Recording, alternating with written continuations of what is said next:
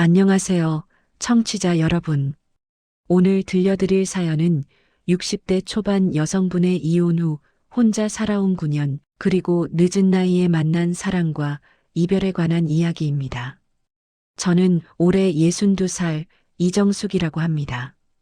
이혼 후 혼자 살게 된 지 어느덧 9년째입니다.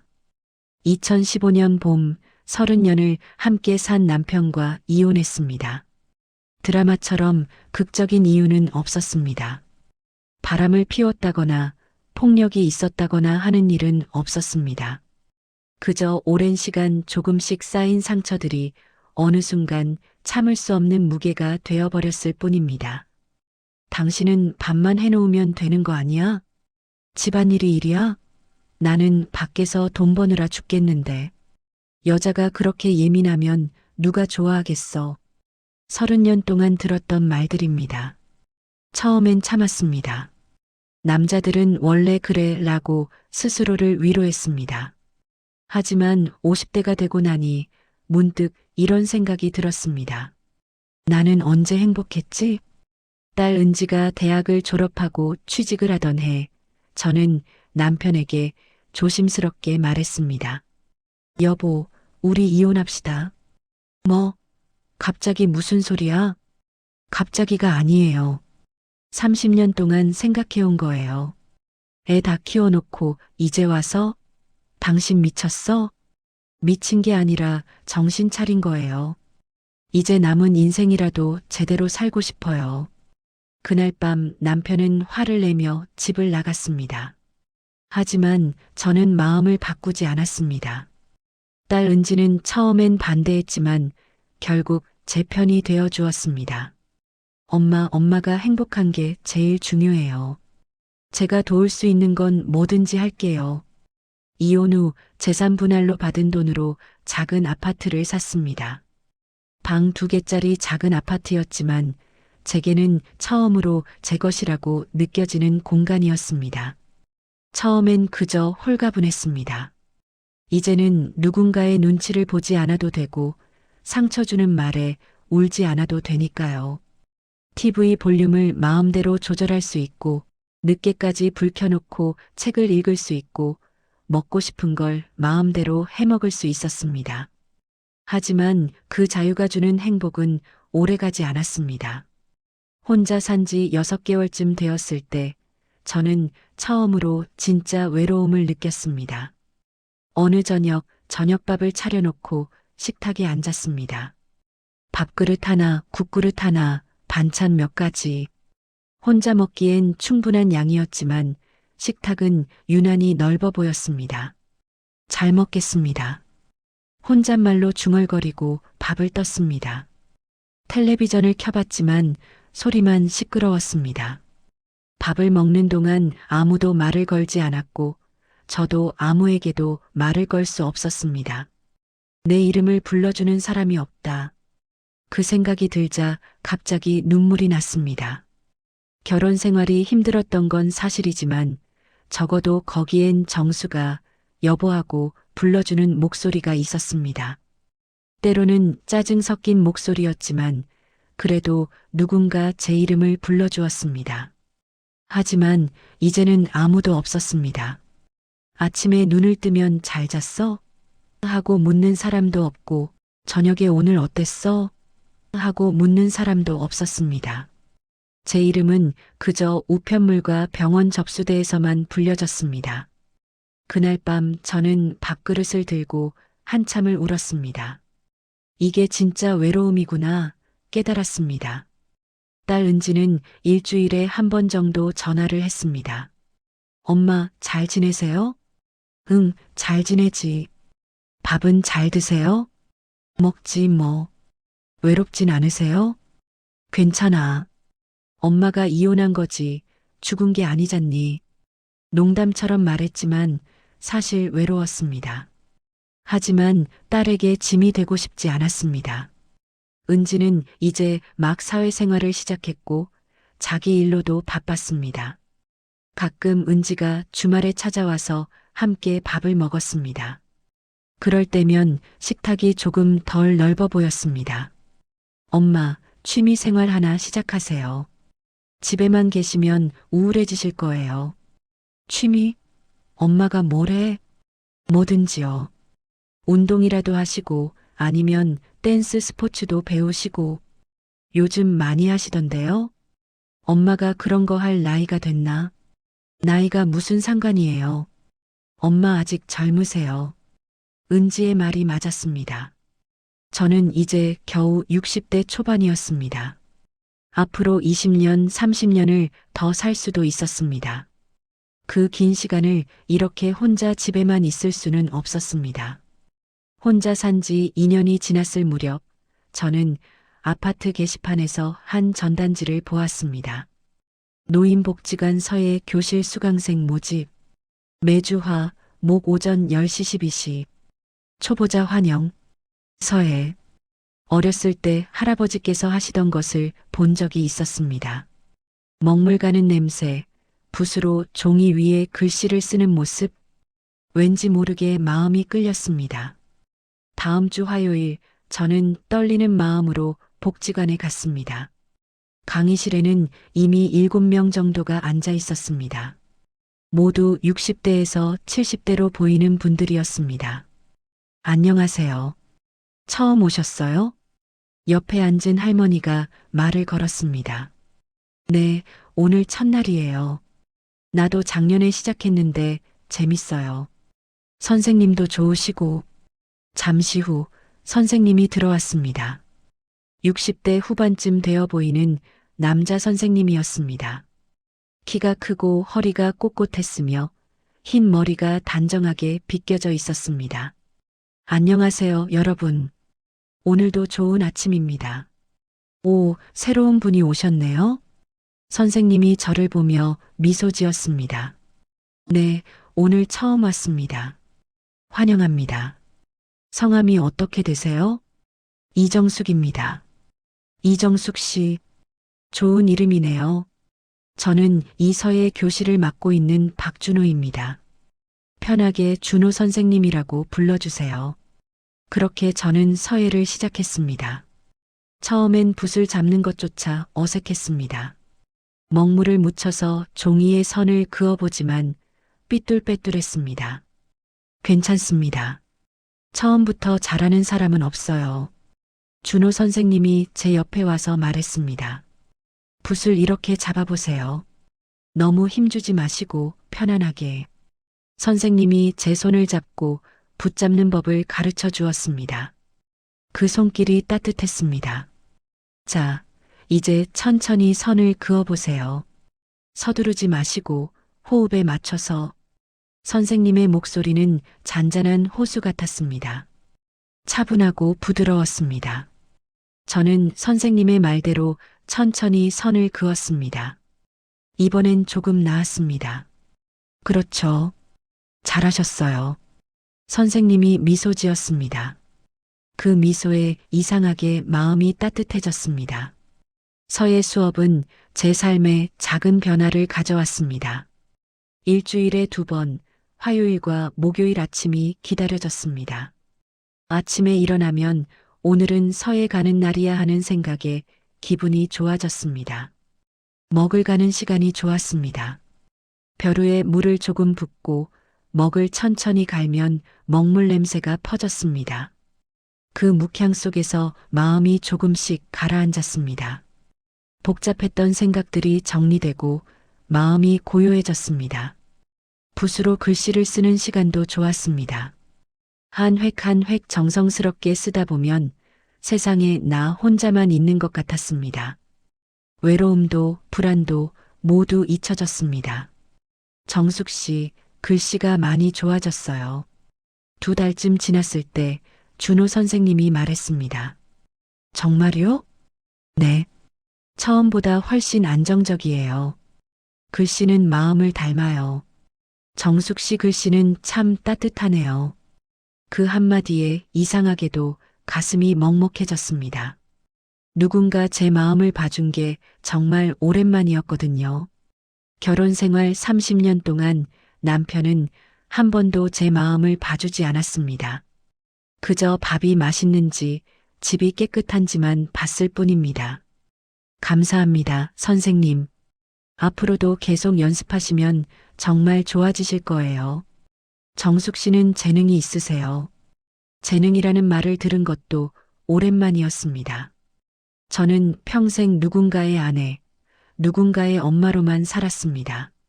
이정숙이라는 한 사람으로 인정받은 적이 없었습니다.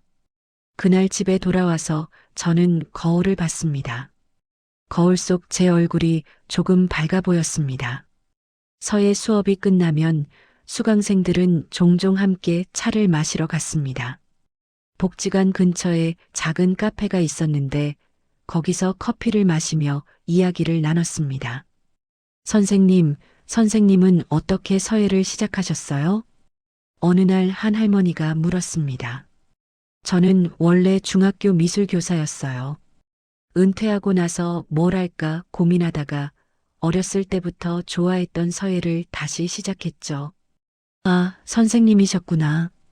그래서 가르치는 게 그렇게 좋으시구나. 가르치는 건 제 천직인 것 같아요. 학생들 가르칠 때도 행복했지만 지금 여러분을 가르칠 때도 정말 행복해요. 준호 선생님이 따뜻하게 웃었습니다. 선생님, 가족은 어떻게 되세요? 결혼하셨어요?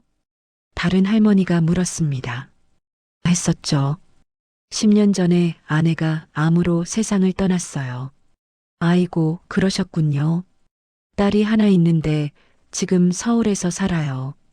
가끔 주말에 올라가서 보고 와요. 준호 선생님의 목소리에 약간의 외로움이 묻어났습니다. 저는 그때 알았습니다. 선생님도 저처럼 혼자 사신다는 것을요. 서예를 시작한 지 반년쯤 지났을 때 준호 선생님이 저에게 개인적으로 말을 걸었습니다. 정숙 씨, 혹시 시간 되시면 점심 같이 하실래요? 제가 알고 있는 좋은 국밥집이 있어요. 순간 당황했습니다.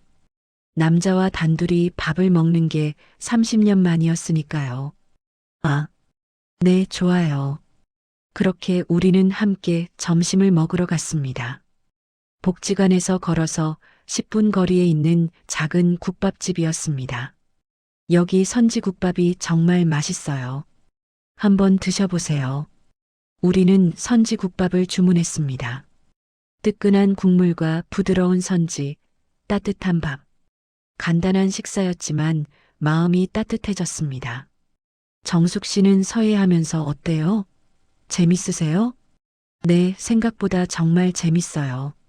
먹물 냄새도 좋고 붓으로 글씨 쓰는 것도 좋고요. 마음이 편안해져요. 그게 서예의 매력이죠. 마음을 가라앉히는 힘이 있어요. 선생님은 외롭지 않으세요? 혼자 사시잖아요. 제가 조심스럽게 물었습니다. 외롭죠? 많이요. 아내가 세상을 떠나고 처음 몇 년은 정말 힘들었어요. 집에 가면 아무도 없고 말을 걸 사람도 없고 그래서 서예를 다시 시작했어요. 그리고 이렇게 가르치는 일도 시작했고요. 그럼 조금은 나아지셨어요? 많이 나아졌어요.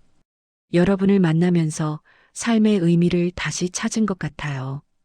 특히 선생님이 잠시 말을 멈췄습니다. 특히 정숙 씨 같은 분을 만나서 정말 좋아요. 그 말에 얼굴이 화끈거렸습니다. 60대가 되어서 이런 감정을 느낄 줄은 몰랐습니다. 저도 선생님 만나서 좋아요. 그날 이후로 우리는 자주 함께 점심을 먹었습니다. 서예 수업이 끝나면 자연스럽게 함께 식사를 하게 되었습니다. 국밥집, 칼국수집, 백반집. 특별한 곳은 아니었지만 함께 먹으니 모든 음식이 맛있었습니다. 대화도 많아졌습니다. 처음엔 서예 이야기만 했지만 점점 개인적인 이야기도 나누게 되었습니다. 저는 53살에 이혼했어요. 어느 날 제가 먼저 이야기를 꺼냈습니다. 그러셨군요. 힘드셨겠어요. 처음엔 시원했어요. 이제 눈치 안 봐도 되니까. 근데 시간이 지나니까 외로웠어요. 저도 아내를 떠나보내고 그랬어요. 슬픔보다 외로움이 더 힘들더라고요. 맞아요. 슬픔은 시간이 지나면 좀 나아지는데 외로움은 계속 남아 있어요. 그래도 이제는 정숙 씨가 있잖아요. 선생님이 조심스럽게 말했습니다. 저도 선생님이 있어요. 우리는 서로를 보며 미소 지었습니다. 그 후로 우리는 더 자주 만났습니다. 서예 수업이 없는 날에도 만났습니다.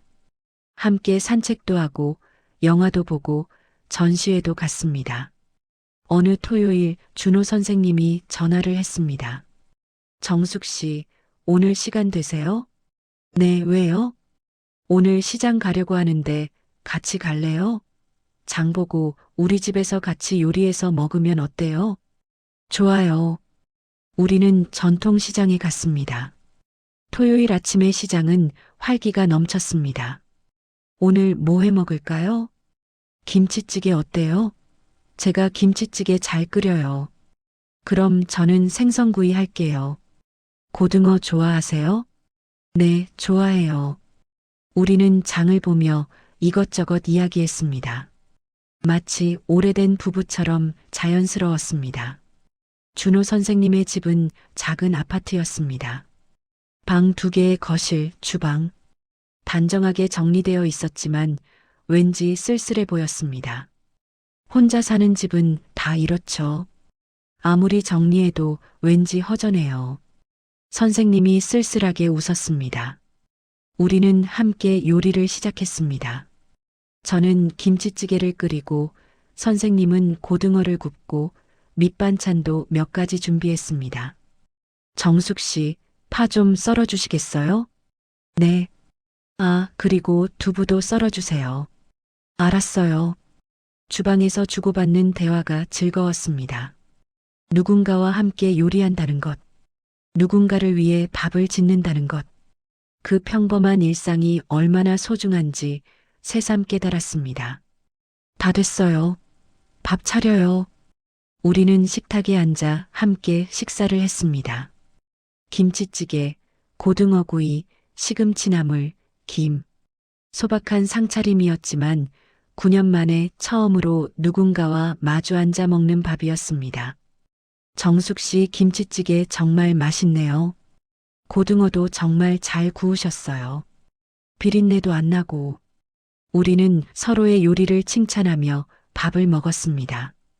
요리하는 동안 주고받던 대화 속에는 의무도 계산도 없었습니다. 그냥 따뜻한 일상 한 조각이었습니다.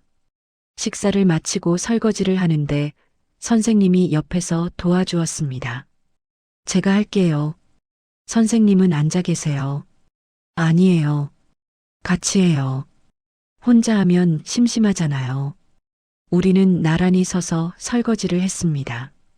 제가 설거지를 하면 선생님이 물기를 닦았습니다. 그 시간이 참 좋았습니다. 설거지를 마치고 거실에 앉아 차를 마셨습니다. 창밖으로 햇살이 들어왔고 따뜻한 오후였습니다. 정숙 씨, 오늘 정말 좋았어요. 오랜만에 이렇게 누군가와 함께 밥 먹고 이야기하니까 집이 따뜻해지는 것 같아요. 저도요.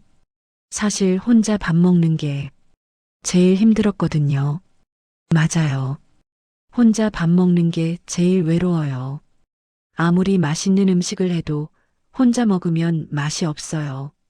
이제 우리 자주 같이 먹어요. 어차피 혼자 해 먹을 거 같이 해 먹으면 더 맛있잖아요. 그러면 좋죠. 그날 이후로 우리는 일주일에 2~3번은 함께 밥을 먹었습니다. 때로는 선생님 집에서, 때로는 제 집에서 함께 장을 보고, 함께 요리하고, 함께 식사하고, 함께 설거지하는 시간이 제 일상의 가장 행복한 순간이 되었습니다. 준호 선생님과 함께 보내는 시간이 많아질수록 제 삶은 밝아졌습니다. 아침에 눈을 뜨면 오늘은 준호 선생님 만나는 날이야 하는 생각에 기분이 좋았습니다. 어느 일요일 오후 우리는 공원을 산책하고 있었습니다. 정숙 씨, 손 좀 잡아도 될까요? 선생님이 조심스럽게 물었습니다. 네. 선생님이 제 손을 잡았습니다. 따뜻하고 단단한 손이었습니다.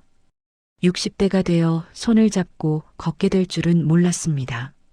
정숙 씨는 제게 정말 소중한 사람이에요. 아내를 떠나보내고 10년 동안 혼자 살았는데 정숙 씨를 만나고 나서 다시 살아있다는 느낌이 들어요. 저도 그래요. 이혼하고 9년 동안 정말 외로웠는데 선생님 만나고 나서 많이 행복해졌어요. 우리 계속 이렇게 함께 지낼 수 있을까요? 그러고 싶어요. 우리는 벤치에 앉아 한참을 그렇게 손을 잡고 있었습니다. 하지만 행복이 길어질수록 마음 한켠엔 불안이 자리했습니다. 이게 괜찮은 걸까? 우리 나이에 이러는 게 맞는 걸까?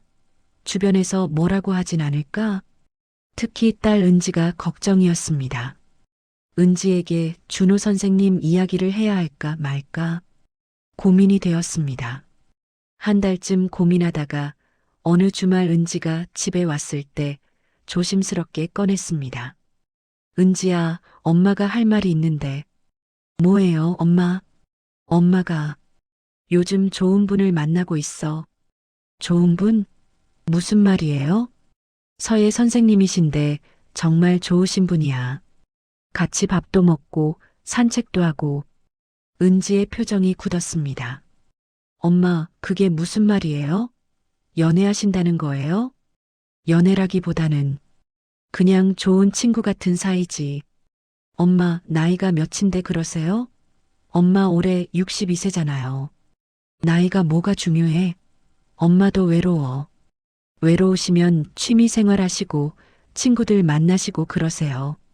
왜 굳이 남자를 만나세요? 은지야, 엄마 말 좀 들어봐. 엄마, 또 상처받으면 어쩌려고 그래요?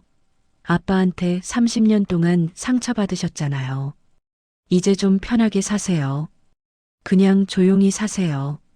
그 말이 마음에 오래 박혔습니다. 또 상처받으면 어쩌려고. 은지 말이 맞는 걸까요? 제가 너무 앞서가는 걸까요? 그날 밤 잠을 이루지 못했습니다. 은지의 말이 계속 머릿속을 맴돌았습니다. 다음 날부터 저는 준호 선생님의 전화를 피하기 시작했습니다. 따르릉, 따르릉. 휴대폰이 울렸습니다. 준호 선생님이었습니다. 하지만 저는 받지 않았습니다. 문자가 왔습니다. 정숙 씨, 오늘 점심 같이 할까요? 한참을 고민하다가 답장을 보냈습니다. 오늘은 바빠서요. 다음에요. 괜찮으세요? 무슨 일 있어요? 아니에요. 그냥 좀 바빠서요. 거짓말이었습니다. 저는 집에서 텔레비전만 보고 있었습니다. 서예 수업도 빠지기 시작했습니다. 화요일 아침 저는 복지관에 전화를 걸었습니다. 저 오늘 몸이 좀 안 좋아서 수업 못 갈 것 같아요. 아이고, 그러세요? 몸조리 잘하세요. 목요일도 마찬가지였습니다. 준호 선생님에게서 전화가 왔습니다. 정숙 씨, 괜찮으세요? 이번 주 수업을 다 빠지셨네요. 많이 아프세요? 아, 네. 감기 기운이 좀 있어서요. 병원은 가보셨어요? 제가 데려다 드릴까요? 아니에요. 괜찮아요. 약 먹고 쉬고 있어요. 그래도 혼자 계시면 불편하실 텐데. 제가 가서 뭘 좀 해드릴까요? 괜찮아요. 정말 괜찮아요. 정숙 씨, 무슨 일 있어요? 요즘 왜 연락이 없어요? 제가 뭘 잘못했나요? 아니에요. 그냥 조금 바빴어요. 말은 그렇게 했지만 사실은 마음이 흔들려서였습니다. 은지의 말이 계속 마음에 걸렸습니다. 또 상처받으면 어쩌려고. 그냥 조용히 사세요. 2주가 지났습니다. 저는 여전히 준호 선생님을 피하고 있었습니다. 전화도 받지 않고 문자도 짧게만 답하고 서예 수업도 나가지 않았습니다. 그러던 어느 날 저녁 초인종이 울렸습니다. 문을 열어보니 준호 선생님이 서 있었습니다. 선생님, 정숙 씨, 제가 뭘 잘못했나요? 왜 이러세요? 2주 동안 연락도 안 되고 선생님의 목소리에 걱정과 서운함이 묻어났습니다. 죄송해요. 제가 안으로 들어가도 될까요? 이야기 좀 해요. 우리는 거실에 마주 앉았습니다. 어색한 침묵이 흘렀습니다. 정숙 씨, 무슨 일이에요? 제가 뭘 잘못했으면 말해주세요. 고칠게요. 선생님 잘못이 아니에요. 제가 잘못 생각한 것 같아요. 무슨 말이에요? 우리 너무 앞서간 것 같아요. 우리 나이에 이러는 게 맞나 싶어요. 나이가 뭐가 중요해요? 우리 행복하면 되는 거 아니에요? 딸이 반대해요. 또 상처받으면 어쩌냐고 그냥 조용히 살라고. 준호 선생님이 한숨을 쉬었습니다. 딸분이 걱정하시는 거 이해해요. 하지만 정숙 씨, 우리 인생이잖아요. 딸을 위해 사는 게 아니라 우리를 위해 살아야죠. 알아요. 알지만 무섭기도 해요. 또 실패하면 어쩌나. 또 외로워지면 어쩌나. 선생님이 제 손을 잡았습니다. 정숙 씨, 저도 무서워요. 아내를 떠나보낸 후 10년 동안 혼자 살았어요. 다시는 누군가를 사랑하지 않겠다고, 외로워도 혼자 살겠다고 다짐했어요. 근데 정숙 씨를 만나고 나서 마음이 바뀌었어요. 저도 실패가 무서워요. 상처받는 것도 무서워요. 하지만 정숙 씨 없이 사는 게 더 무서워요. 다시 혼자가 되는 게 더 무서워요. 선생님의 눈에 눈물이 맺혔습니다. 우리 천천히 가요. 결혼 같은 거 서두르지 말고 그냥 이렇게 좋은 친구로 지내요. 같이 밥 먹고 산책하고 이야기하고 그것만으로도 충분해요. 그 말에 눈물이 났습니다. 제가 필요로 했던 말이었습니다. 선생님, 정숙 씨, 저는 정숙 씨가 필요해요. 제 인생에 정숙 씨가 필요해요. 우리는 한참을 그렇게 손을 잡고 울었습니다. 구부 다시 시작하는 일상. 그날 이후 우리는 다시 예전처럼 지냈습니다. 서예 수업도 다시 나가기 시작했고 함께 점심도 먹고 주말에는 함께 요리도 했습니다. 하지만 조금 달라진 게 있었습니다. 예전보다 더 조심스러워졌습니다. 서두르지 않고 천천히 서로를 알아가기로 했습니다. 딸 은지와도 다시 이야기했습니다. 은지야, 엄마 말 좀 들어줄래? 네, 엄마. 엄마가 준호 선생님이랑 계속 만날 거야. 결혼까지는 생각 안 하고 있어. 그냥 좋은 친구로 지낼 거야.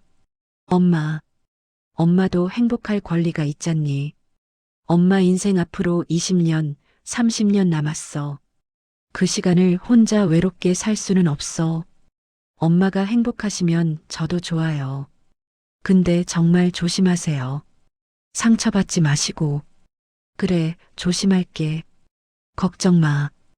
은지가 제 손을 꼭 잡았습니다. 엄마 사랑해요. 엄마도 사랑해. 그렇게 저는 다시 준호 선생님과의 시간을 즐기기 시작했습니다. 어느 토요일, 우리는 제 집에서 함께 김치를 담갔습니다. 정숙 씨, 배추 이렇게 절이는 거 맞아요? 네, 소금 좀 더 뿌리세요. 골고루요. 이거 진짜 어렵네요. 김치 담그는 게 이렇게 힘든 줄 몰랐어요. 그래도 직접 담그면 맛있어요. 선생님도 드실 거니까 맛있게 담가야죠. 우리는 하루 종일 김치를 담갔습니다. 배추를 절이고 양념을 만들고 배추에 양념을 바르고 손이 시리고 허리도 아팠지만 함께해서 즐거웠습니다. 다 됐다.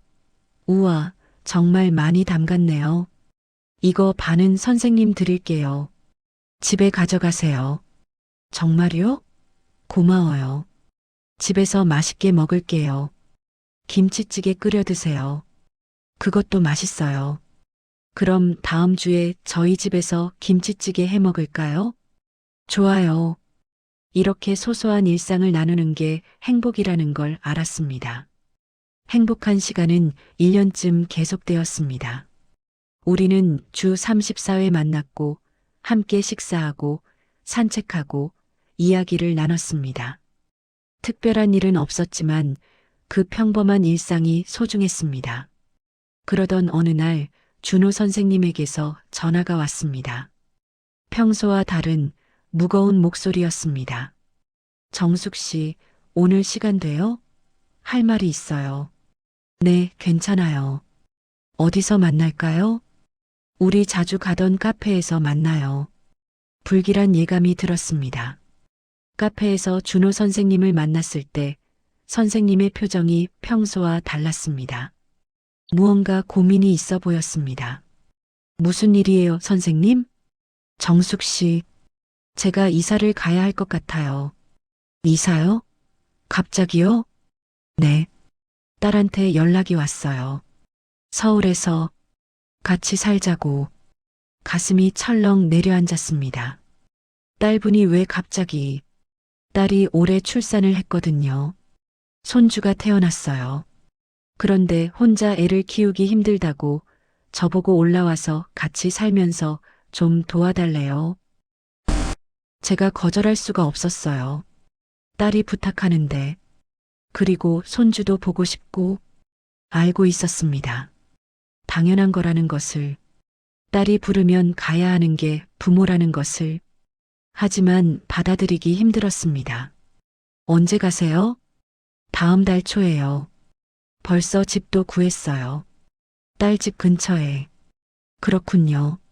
정숙 씨, 정말 미안해요. 우리 좋은 시간을 보냈는데. 아니에요. 괜찮아요. 당연히 가셔야죠. 입으로는 그렇게 말했지만 눈물이 났습니다. 정숙 씨, 정말 괜찮아요. 딸분이 부르시는데 당연히 가셔야죠. 손주도 보셔야 하고. 우리는 한참을 말없이 앉아 있었습니다. 서울이 그렇게 먼 곳도 아니잖아요. 가끔 내려오시면 만날 수 있을 거예요. 제가 억지로 밝은 목소리로 말했습니다. 그래요. 그러면 좋겠어요. 한 달에 한 번은 꼭 내려올게요. 하지만 둘 다 알고 있었습니다. 그게 쉽지 않다는 것을. 서울에 가면 손주 돌보느라 바쁠 것이고 내려올 시간도 없을 거라는 것을. 그날 밤 저는 혼자 울었습니다. 정말 이게 마지막일까? 그 생각에 가슴이 무너졌습니다. 준호 선생님이 이사 간다는 소식을 듣고 마지막 한 달이 시작되었습니다. 우리는 그 한 달을 최대한 알차게 보내기로 했습니다. 매일 만났습니다. 아침에 함께 산책하고 점심 함께 먹고 오후에는 서예를 하거나 영화를 보고 저녁도 함께 먹었습니다. 정숙 씨, 내일은 뭐 할까요? 등산 갈까요? 날씨도 좋은데. 좋아요. 우리 자주 가던 그 산 가요. 네. 우리는 가보고 싶었던 곳들을 모두 갔습니다. 전시회, 공연, 맛집, 공원. 남은 시간 동안 추억을 최대한 많이 만들고 싶었습니다. 어느 일요일, 우리는 바닷가에 갔습니다.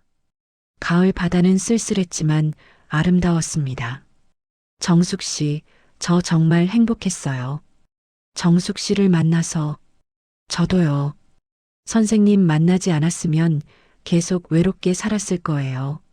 서울 가서도 정숙 씨 생각 많이 날 거예요.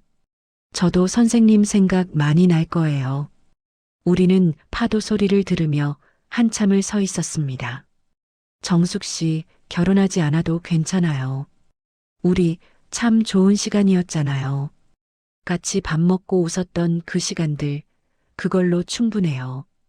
그 말에 울컥했지만 웃으며 고개를 끄덕였습니다. 맞아요. 충분해요. 정말 행복했어요. 마지막 주가 되었습니다. 준호 선생님의 이사짐을 싸는 것을 도와드렸습니다. 이거 정말 가져가세요? 버리시는 게 낫지 않아요? 아니에요. 이거 정숙 씨랑 같이 샀던 건데. 가져갈 거예요. 시장에서 함께 샀던 그릇들, 함께 갔던 전시회 팜플릿들, 함께 찍은 사진들, 하나하나 정성스럽게 상자에 담았습니다. 정숙 씨, 이거 드릴게요. 선생님이 작은 상자를 건넸습니다. 열어보니 서예 작품이 들어 있었습니다. 감사. 선생님이 쓴 글씨였습니다. 정숙 씨에 대한 감사한 마음을 담았어요. 간직해 주세요. 저도 하나 드릴 게 있어요. 저도 준비해둔 서예 작품을 꺼냈습니다. 행복. 제가 쓴 글씨였습니다. 선생님 덕분에 행복했어요. 이거 보시면서 저 생각해 주세요. 우리는 서로의 작품을 꼭 안고 울었습니다. 드디어 이별의 날이 왔습니다. 이사 트럭이 아파트 앞에 섰고 짐을 싣기 시작했습니다. 저는 옆에서 지켜보고 있었습니다. 하나둘씩 짐이 실릴 때마다 가슴이 아팠습니다. 정숙 씨, 서울 가서도 연락할게요. 자주 전화하고 한 달에 한 번은 꼭 내려올게요. 네, 알았어요. 건강 조심하시고요. 정숙 씨도요. 감기 조심하시고 밥 잘 챙겨 드시고. 네. 더 이상 말을 잇지 못했습니다. 눈물이 나올 것 같아서였습니다. 짐을 다 싣고 이제 출발할 시간이 되었습니다. 그럼 잘 가요. 정숙 씨. 준호 선생님이 저를 꼭 안아주었습니다. 저도 선생님을 안았습니다. 사람들이 보는 것도 상관없었습니다. 이게 마지막 일 수도 있으니까. 고마웠어요, 정숙 씨. 정말 고마웠어요. 저도요. 선생님, 정말 감사했어요. 한참을 그렇게 안고 있다가 떨어졌습니다. 선생님이 차에 올랐습니다. 창문을 열고 손을 흔들었습니다. 저도 손을 흔들었습니다. 차가 출발했습니다. 점점 멀어졌습니다.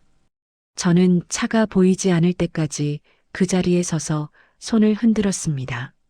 차가 완전히 사라지고 나서야 저는 그 자리에 주저앉아 울었습니다.